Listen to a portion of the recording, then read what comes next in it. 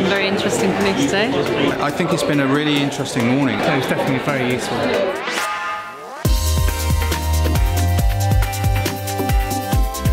People are desperate to work in an organisation where they're respected, where they feel trusted, and that they have a role to play in the organisation's overall purpose. Employer branding for us is trying to ensure that, we've got to talk about what happens next. So the future of career paths, L&D programs, things like that. Many organisations have got many different HR processes, but they don't necessarily all tie in to the brand and what the business is trying to achieve through their vision and values. Engaging with HR has been increasingly engaging with people that want to be a part of changing their own organisation and changing their own role.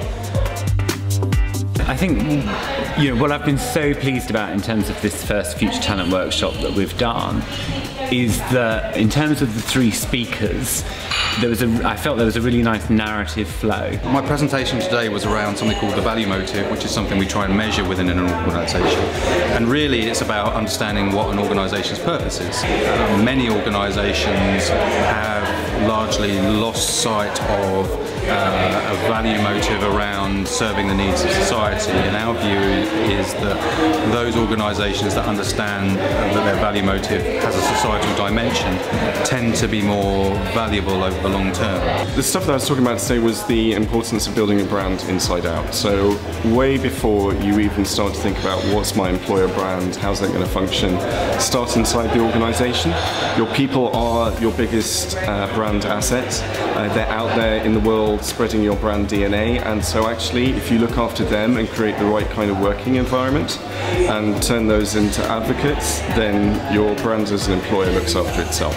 So summing up my discussion today was really around bringing the realities of building and developing an employer brand, bring it to life, and actually looking at some of the mistakes that we've made as a brand, but also some of the good things that we've done as well. So a good balance to taking the other speakers and putting it into practice.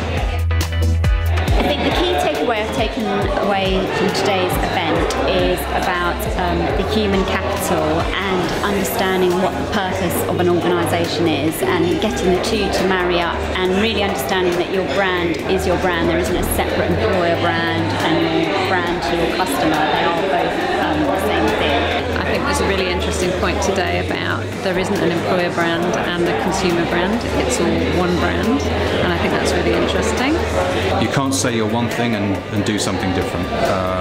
I mean, that's a pointless exercise, and I think that's come out of some of the speakers this morning. Everyone is at different places on the employer branding journey, through to having to build relationships with their exec teams to actually talk about why it's so important, through to others who are a lot further down the journey. So it's been quite insightful in that respect. Every organisation, or pretty much every organisation, will say people are its biggest asset, people are our greatest asset.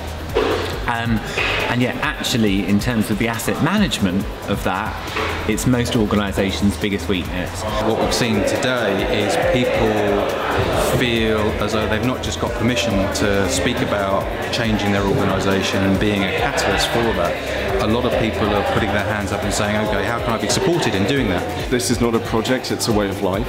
Every single employee owns the brand as an employer, and you never stop working at it. You never stop taking your eye off the ball, because the world around you and the context changes every single day. Every organisation is in a similar position, so I think it's just a question of feeling proud in terms of the company you work for. There's no secret ingredient. You just have to understand your organisation. Businesses are just groups of people. That's all they are. And so that's what we need to think about.